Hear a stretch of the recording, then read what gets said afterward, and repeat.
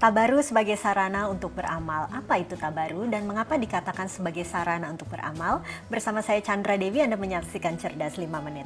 Dan di studio Metro Manulife bersama saya telah hadir Ibu Yeti Rohyatini, Vice President and Head of Unit Syariah dari PT Asuransi Jiwa Manulife Indonesia. Selamat pagi, Assalamualaikum Bu Yeti. Waalaikumsalam warahmatullahi wabarakatuh.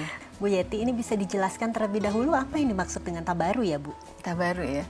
Tabaru itu adalah akad yang sifatnya untuk tujuan sosial.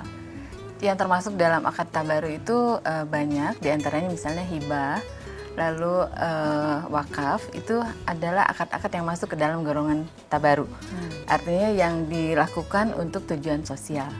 Nah, kalau dalam asuransi, akad tabaru ini adalah satu pokok dari asuransi syariah, karena nawa itu atau niatnya dalam berasuransi syariah adalah saling tolong-menolong. Dan itu harus diakomodir oleh akad tabaru namanya.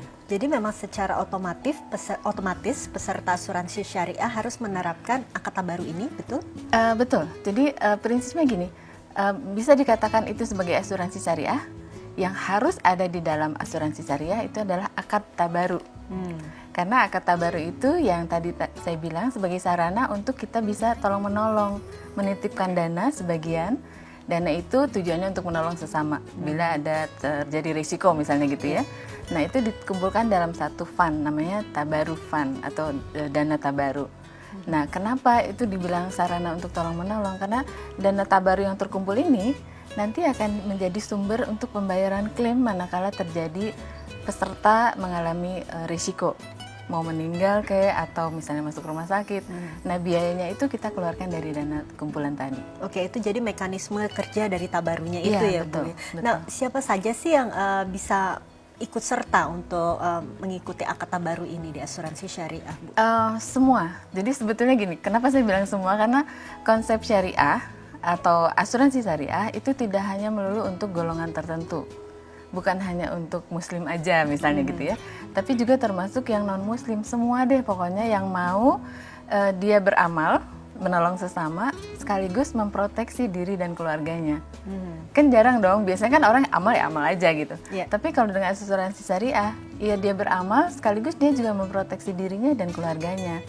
Jadi siapa yang boleh? Ya semua yang mau menjadi penolong dan mau memproteksi dirinya atau keluarganya.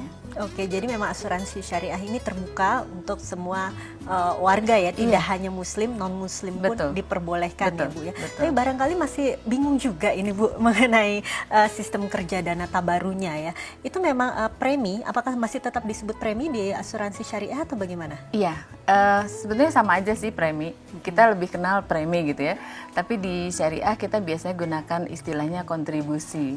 Gitu. Kenapa kontribusi? Karena kontribusi yang diberikan oleh peserta itu nanti biasanya kita bagi ke dalam 3 account. Tergantung produknya sih sebetulnya gitu ya. Misalnya begitu orang membayar premi atau kontribusi, maka itu akan disalurkan ke 3 account tadi. Yang pertama adalah disalurkan untuk dana tabaru. Jadi berapa dari kontribusi dia yang dia akan ikhlaskan sebagai sarana untuk menolong sesama. Itu nanti masuk ke dalam kumpulan tabaru, gitu. Kemudian yang kedua adalah si pengelola tentunya kan ibu yang bukan memiliki premi ya, sehingga perusahaan ini tugasnya adalah mengelolakan sistem ini gitu, sehingga perusahaan akan mendapatkan upah. Nah biasanya kalau di syariah kita sebut dengan ujroh atau fee gitu ya.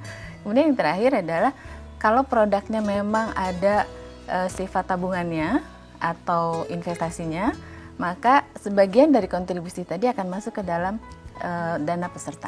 Gitu. Tapi memang ini sistemnya sedikit berbeda dengan asuransi konvensional ya, betul sangat ya Bu? Berbeda. Sangat berbeda ya. Oke, baik. Terima kasih Ibu Yeti atas kehadirannya. Pastinya bermanfaat sekali informasi bagi pemirsa, insya Allah. Terima kasih. Dan pemirsa, demikianlah Cerdas 5 Menit, Cerdas Finansial untuk episode kali ini. Saya Chandra Dewi, terima kasih atas perhatiannya. Sampai jumpa. Dipersembahkan oleh